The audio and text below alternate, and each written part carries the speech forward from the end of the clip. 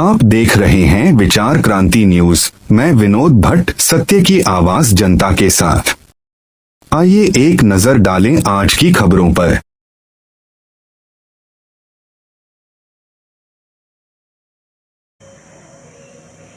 खंड 3 अंदर अध्याय 5 वृद्ध जन महात्मा प्रकरण विશે જાણીશું। અહીંયા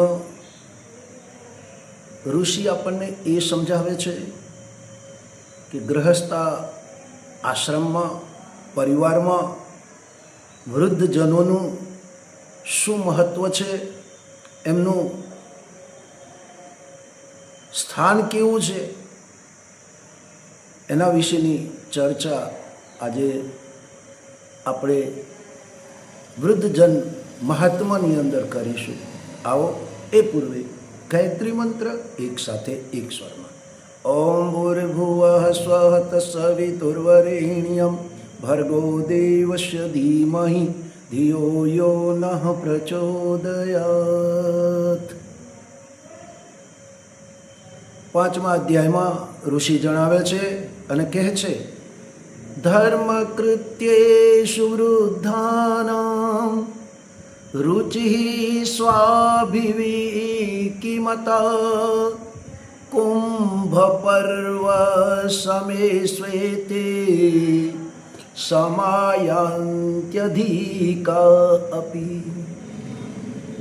प्रयात्यन्नपि च सत्रेषु ते विचार्यते खिन्नताम् अधिगच्छन्ति किं कार्यम् अस्माभिः संगतैः जिराजेर्णतया नैव केचनापि तु हस्तगताः अधिकाराः कुटुम्बस्य वयस्काधिगतास्तु ते अपेक्षितातिथिरस्तत्र स्थितं प्राप्तायवाद्यतु निर्वाह सुविधा मात्रं कथञ्चित् प्राप्नुवीन्वः यापयन्ति च शून्यास्ते स्थिताः कालं निरन्तरम् इति स्थितौ गृहस्थस्य भूमिकां कां वहन्तु ते नेदं तेषां मति सम्यक् स्थिरतां श्रयते स्म तु अनुभवन्ति समे यत्र निराशां ते निरन्तरम्। धार्मिक कार्यों वृद्धोनी अभिरुचि स्वाभाविक रीते होय छे। तेओ ज्ञान सत्रों कथानी अंदर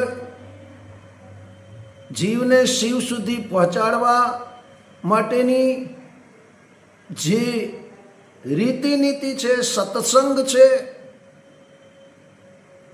एना माटे तेओ हमेशा तेनी अंदर भाग लेता अने पोताना मनने अने हृदयने शांति अने संतोषनो अनुभव करता। घरडा थवाना कारणे तेओना हाथमां घर परिवारमां कोई पण अधिकार रहतो नथी।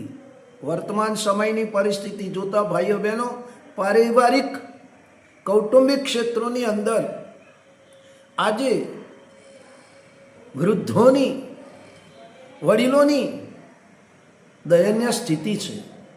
कारण के तेमनी पासे कोई अधिकार नहीं होती, कोई सत्ता नहीं होती कि तेओ पोताना संतानों ने कही सके, समझावी सके। परिणाम स्वरूप तेओ एक मेहमाननी माफक परिवार में गमे ते रीते रही पोतानो निर्वाह करे छे। અને તેઓ ગ્રહસ્થ ધર્મનું પાલન કરવાની દ્રષ્ટિએ શું ભૂમિકા નિભાવી શકે એ તેઓની સમજમાં નહોતું આવતું અને નિરાશા અનુભવી રહ્યા હતા. વાર્ધક્ય જીવનની એક એવી સ્થિતિ છે જેમાં વ્યક્તિ આખી જિંદગી પરિશ્રમ કરે છે અને પછી એકાએક પોતાને એકલો, બીજા પર અવલંબિત અને શારીરિક શક્તિએ એ દિનહીન થતો જાય છે, અસમર્થ થતો જાય છે અને પરિસ્થિતિ એવી આવે છે કે તે આ ઉંમરની અંદર કાંઈ પણ કાર્ય કરવાને શક્તિમાન નથી હોતો. પરિણામ પરિવારની અંદર પરિવારના લોકો તેને બોજા સમાન ગણે છે. આ ઉંમરમાં ધાર્મિક રુચિ હોવી એ સ્વાભાવિક છે. વ્યક્તિ પોતાનો આલોક અને પરલોકને સુધારવા માટે એ ધાર્મિક આયોજનોમાં, કથા કીર્તનમાં જઈ અને પોતાના મનને એ ભગવાનની સાથે જોડાવા માટેનો પ્રયત્ન કરે છે. પરંતુ વૃદ્ધજનોને પોતાની ભૂમિકા શોધવી અને ઉપેક્ષાની સ્થિતિમાં નીકળીને સન્માનપ્રદ કાર્ય કરી શકવાની સંભાવનાઓ આજે જિજ્ઞાસા હોય તે સ્વાભાવિક છે.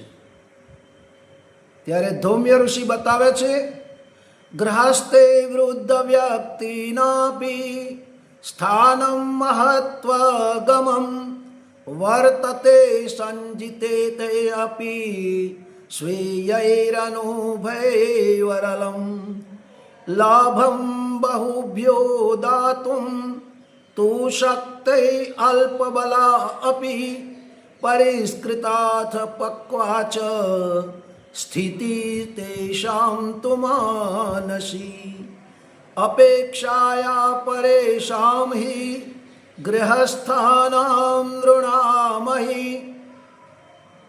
લાભમસ્ય કુટુંબં તત્પ્રાપ્નુયાનેવ કેવલં ક્ષેત્રં સંપૂર્ણમેવાપી સંસાર ચાપ્નુયાત સમઃ. અહીંયા મહર્ષિ ધૌમ્ય સમજાવે છે કે ઘરમાં વૃદ્ધ સ્ત્રી પુરુષોનું બહુ મહત્વપૂર્ણ સ્થાન છે.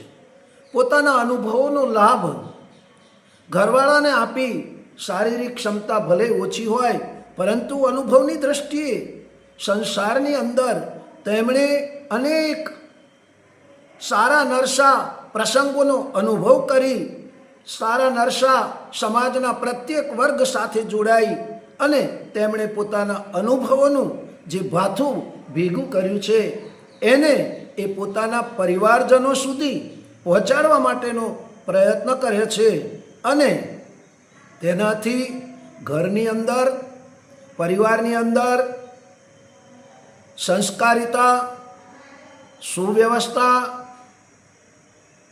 સંગઠિતતા, સદભાવ જેવા અનેક સદગુણો આવવાથી પરિવારની અંદર સુખ શાંતિનો અનુભવ થાય છે. કથા પ્રસંગમાં હાજર રહેલા વૃદ્ધ વર્ગની મનસ્થિતિને જાણી અને અનુરૂપ પ્રતિપાદનનો આરંભ કરતા મહર્ષિ ધૌમ્ય ગૃહસ્થ જીવનમાં એમના ગૌરવ અને મહત્વપૂર્ણ કાર્યોને ગણાવે છે, જણાવે છે. વૃદ્ધાવસ્થામાં શરીર દુર્બળ હોવાના કારણે પરાવલંબી તથા નિરુપયોગી હોવાની હીન ભાવનાને મનમાંથી કાઢી નાખવા ઋષિઓ એમને પ્રોત્સાહિત કરે છે. આત્મકલ્યાણની વિકાસ યાત્રામાં નિરંતર આગળ વધવા માટે ઋષિઓ એમની સુતેલી ક્ષમતાઓનો એમને બોધ કરાવે છે. વૃદ્ધાવસ્થા આવવાનો અર્થ એ નથી કે મનુષ્ય હાથ પર હાથ રાખી અને મૃત્યુની પ્રતીક્ષા કરે. જીવન એક મહાન યાત્રા છે. તેમાં સતત ચાલતા રહેવું જોઈએ, ચાલતા રહેવું જોઈએ, ચાલતા રહેવું જોઈએ. જ્યાં સુધી આપણે ચાલતા રહીશું ત્યાં સુધી આપણી શક્તિઓનો ઉપયોગ થતો રહેશે અને જ્યાં રોકાયા ત્યાં મોત. પ્રગતિ પથ પર નિરંતર આગળ વધતા રહેવું એનું નામ જીવન તો છે. ભગવાન કહે છે આરોહણમાક્રમણમ જીવતો જીવિતો અનમ, અર્થાત સતત ચાલતા રહેવું એ જીવનની બહુ મહત્વપૂર્ણ બાબત છે. સતત આગળ વધતા રહેવું જીવનનો સ્વાભાવિક ધર્મ છે. એટલા માટે કહેવામાં આવ્યું છે ચરે વેતી ચરે વેતી ચરે વેતી, યાની કે ચાલતા રહો, ચાલતા રહો, ચાલતા રહો. ક્રિયાશીલ બની રહેવું એ સૃષ્ટિનો સનાતન નિયમ છે. આ ક્રિયાશીલતા પૃથ્વી પરના દરેક પ્રાણીઓમાં જોવા મળે છે. નદીઓને જુઓ, તે સમુદ્રને મળવા માટે નિરંતર દોડતી જ રહે છે. ઊંચા ઊંચા પહાડ પણ પોતાના હાથ ફેલાવીને એ સર્વવ્યાપક સત્તાને દેખ્યા કરે છે, જાણે કે એમને પોતાનું સ્વરૂપ સીમિત ન લાગતું હોય. જે અલ્પ છે, સીમિત છે, તેઓ પણ મહાન બનવાની પ્રતીક્ષામાં ઊભા છે.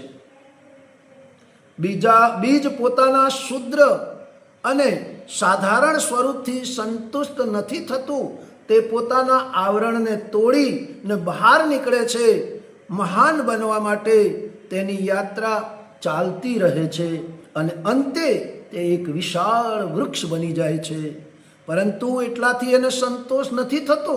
તે સુંદર ફૂલ ફળ ફૂલોથી ખીલી ઉઠે છે. પોતાના જેવા અસંખ્ય બીજ પેદા કરે છે. આ બાજુ દેખીએ તો પક્ષીઓ પણ પોતાના માળામાં બેસી રહેવાનું પસંદ નથી કરતા. તેમને પણ આકાશમાં ઊંચે ઊંચે ઉડવાની ઈચ્છા થયા કરે છે. જ્યારે એમને ઈચ્છા થાય ત્યારે પોતાનું સીમિત આવરણ છોડીને વિશાળ આકાશમાં નીકળી પડે છે. એટલા જ માટે મહર્ષિ ધૌમ્ય આપણને સમજાવે છે કે વૃદ્ધાવસ્થાને બોજ ન ગણતા. વૃદ્ધાવસ્થાની અંદર ગતિશીલ રહો, ક્રિયાશીલ રહો, ચાલતા રહો, પરમાત્માની સાથે જોડાતા રહો, સત્સંગ અને કીર્તનમાં લાગેલા રહો, સારા પુસ્તકોનું વાંચન કરો, લોક કલ્યાણનું કામ કરો અને બીજાને પ્રેરણા આપો. તમારા અનુભવો, તમારી આવડત, તમારી જિજ્ઞાસા અને તમારા શ્રેષ્ઠ વિચારોને પરિવાર, સમાજ સુધી પહોંચાડો અને સમાજની અંદર ફેલાયેલા દૂષણો, સમાજની અંદર ફેલાયેલું વૈચારિક પ્રદૂષણ એને દૂર કરી અને સમાજને, વ્યક્તિને, પરિવારને એક સાચી દિશા ધારા આપો. એવા ભાવ સાથે ભાઈઓ બહેનો, આ વૃદ્ધજન મહાત્મમ પ્રકરણમાં આજે આપણે આટલી વાતને જાણીશું.